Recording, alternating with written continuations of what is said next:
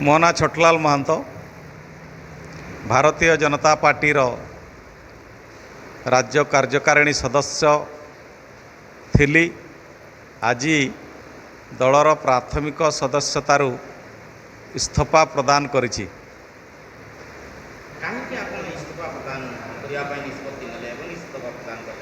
दीर्घ 28 वर्ष मु भारतीय जनता पार्टी काम करिछि।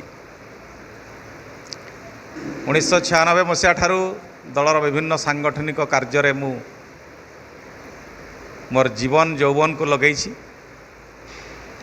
एवं आगामी जो निर्वाचन होगापाई जाउछि से निर्वाचन रे आमर मुरुड़ा विधानसभा मु प्रार्थी हेबापाई दरखास्त करिथिली। मते दलर प्रार्थी करागला नहीं एवं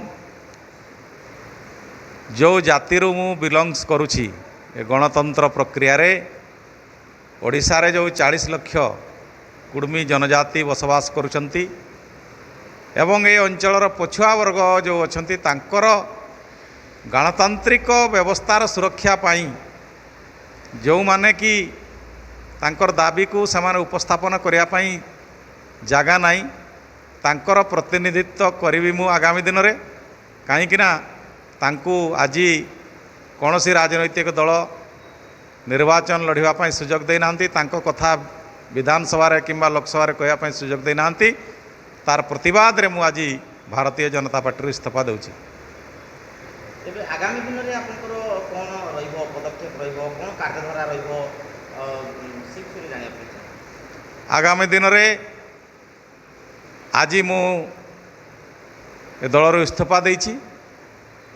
मु जो दल रे थिली जो दल रे मु लुह आ लहू देकरी दल को बढ़ई थी से दलर इस्तीफा देछि। बर्तमान मु स्वाधीन भाव रे ए जनजाति मानकर जो माने आज भी गणतंत्र व्यवस्थार कौन सुजोग पाई पारुनाहंती केवल भोट दियंती भोट नेबार अधिकार तांको पाखरे नाही तांको संगे रहीकरी तांकर गणतंत्रर जो अधिकार रही निर्वाचन लड़िबा निर्वाचन रे लोक मानक पाखु जिबा निर्वाचन रे निजर कथा कहवा एवं विधानसभा रे जाके उपस्थापन करवा ए जो सुजोग रु तांको वंचित कराई दीर्घ 70 वर्ष लानी तार प्रतिवाद रे मु तांको संगे रहीकरी तांको संगे मिसिकरी तांकर दाबी को हासिल करिया पई सबु मते उद्यम करिवि।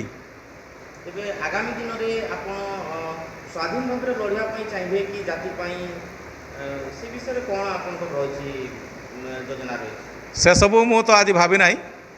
जदि एठिकार शोषित वंचित दुखी लोक माने जो माने आज कौन सी सुजोग पाई नाहंती से माने बसिकी निष्पत्ति नेबे एवं मते धर्मपद होगापाई पड़ो तेबे मध्य मु सेतिपई राजी अछि एवं तांकर कथा को रखिया पई मु सबु रकम उद्यम करबी।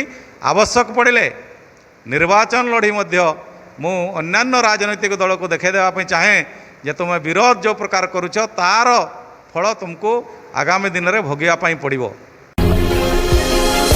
आशा करुछि आपण ओडिशा लाइव टीवी को यूट्यूब रे सब्सक्राइब फेसबुक रे फॉलो आउ प्ले स्टोर रे एप्लिकेशन डाउनलोड करिसंती।